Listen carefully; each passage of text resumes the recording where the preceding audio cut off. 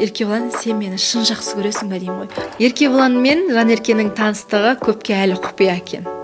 Көбі енді өздерінің көрген қалаулым бағдарламасы бойынша танысты деп ойлайды екен. Бүгін мен шындықтың бетін ашайын. Еркебұлан екеуміз дәл осы Астананың төрінде караокеде танысқан едік, Ерекеңнің туған күнінде. Мен жайдарман ойнауға ұсыныс алып, Ырысбала деген құрбымызша қалып келген болатын. Сол кезде кафеге кіріп келе жатқан кезде мені ұнатып қапты да, бірден сосын ішке кірген соң биге шақырады. Ана жерде нөмірімізді алып, бір-бірімізбен сөйлесеміз. Мен Алматыға кетіп қаламын келесі күні.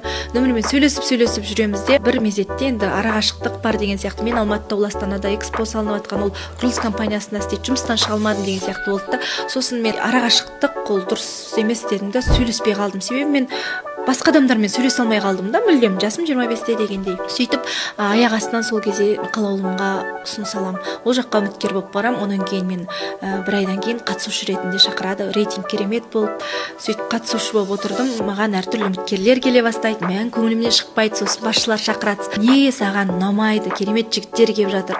Ән десе ән, бой десе бой, түр десе түрі бар. Көңіліңде біреу бар ма? Негізі бір ұнатып жүрген адам бар еді. Бірімізді ұнатқанбыз, сөйлеспей қалғанымызға мынандай 1-2 апта болды. Түрін көрсетем, ана кісілер ғашық болады ғой.